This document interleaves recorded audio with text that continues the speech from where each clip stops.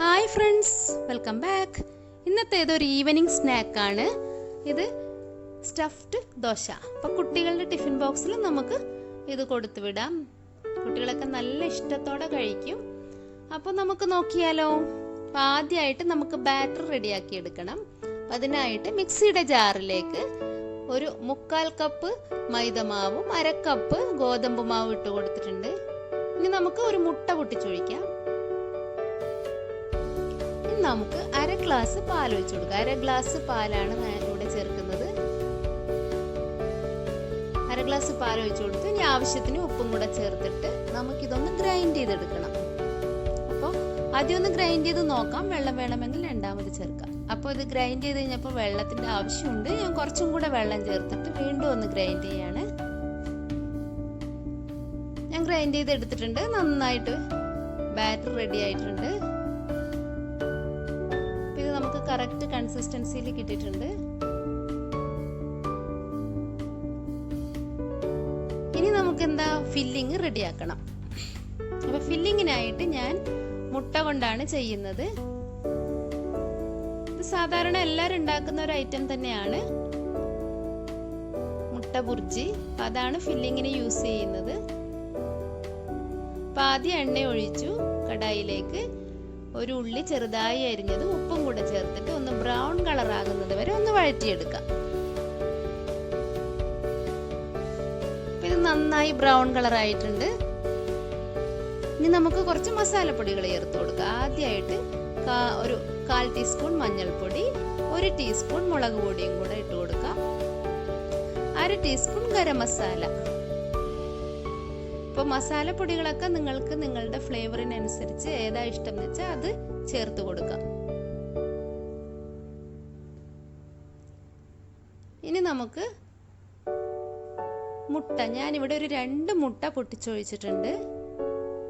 ഇതൊന്ന് നന്നായിട്ട് സ്ക്രാമ്പിൾ ചെയ്തെടുക്കാം. ആവശ്യത്തിന് ഉപ്പും കൂടെ ചേർക്കാം. ഇനി ഈ മുട്ടയ്ക്ക് പകരം നിങ്ങൾക്ക് ഏത് ഇൻഗ്രീഡിയൻസ് വേണമെങ്കിലും ചേർക്കാവുന്നതാണ്. ചിക്കൻ വേണമെങ്കിൽ അതിട്ട് ചെയ്യാം, അല്ലെങ്കിൽ വെജിറ്റബിൾസ് മാത്രമാണ് ഇഷ്ടമാണെങ്കിൽ അത് മാത്രം വെച്ചിട്ട് ചെയ്യാവുന്നതാണ്. ഇതിലേക്ക് കുറച്ച് മല്ലിയിലയും കൂടെ ഇട്ടിട്ട് ഇളക്കിയെടുക്കാം. അപ്പൊ ഇത് നല്ല പൊടിപൊടിയായി വന്നിട്ടുണ്ട്. ഇതാണ് നമുക്ക് ഫില്ലിങ്ങിനുള്ളത്. ഇത് മാറ്റി വെക്കാം. നമുക്ക് ദോശ റെഡിയാക്കാം. പാൻ വെച്ചിട്ടുണ്ട്. അതിലേക്ക് ഞാൻ എണ്ണ ജസ്റ്റ് ഒന്ന് അപ്ലൈ ചെയ്തിട്ടുണ്ട്. ഇനി നമുക്ക് സാധാരണ നമ്മൾ എല്ലാ ദിവസവും ദോശ ഉണ്ടാക്കുന്ന അതേപോലെ നമുക്ക് ദോശ ഒന്ന് റെഡിയാക്കി എടുക്കാം.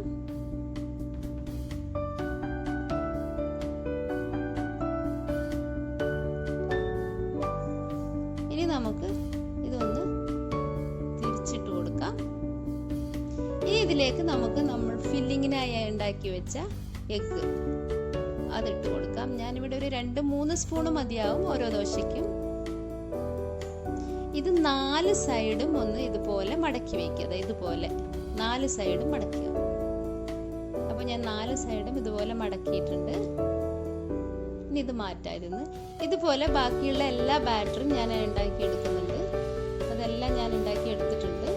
ഇനി നമുക്ക് ഇതേ പാനിലേക്ക് തന്നെ കുറച്ച് എണ്ണ ഒഴിച്ചിട്ട് നമ്മൾ ഉണ്ടാക്കി വെച്ച ഈ ഫില്ലിങ്, ദോശ ഫില്ലിംഗ് ഒക്കെ ഇതിലേക്ക് വെച്ച് കൊടുത്തിട്ട് 2 സൈഡും മൊരിഞ്ഞ് കിട്ടുന്നത് വരെ ഒന്ന് ഫ്രൈ ആണ്. ഒരു സൈഡ് മൊരിഞ്ഞ് വന്നിട്ടുണ്ട്, നല്ല അടിപൊളിയായി വന്നിട്ടുണ്ട്, നല്ല ബ്രൗൺ കളർ ആയിട്ടുണ്ട്. ഇനി മറ്റേ സൈഡും കൂടെ ഒന്ന് മൊരിഞ്ഞ് കിട്ടണം.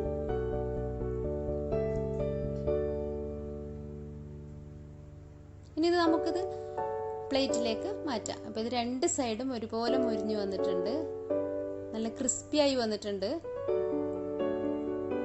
അപ്പൊ നമ്മുടെ സ്റ്റഫ്ഡ് ദോശ റെഡി ആയിട്ടുണ്ട്. നല്ല ടേസ്റ്റി ആയിട്ടുള്ള, ഈസിയാണ് ഉണ്ടാക്കാൻ, വലിയ പണിയൊന്നുമില്ല. കുട്ടികൾക്കൊക്കെ ഭയങ്കര ഇഷ്ടാവും. അപ്പൊ എല്ലാവരും ഒന്ന് ട്രൈ ചെയ്ത് നോക്കുക. വീഡിയോ ഇഷ്ടമായിട്ടുണ്ടെങ്കിൽ പ്ലീസ് എല്ലാവരും ഒന്ന് സബ്സ്ക്രൈബ് ചെയ്യാനും ഷെയർ ചെയ്യാനും ലൈക്ക് ചെയ്യാനും മറക്കരുതേ. Thank you for watching.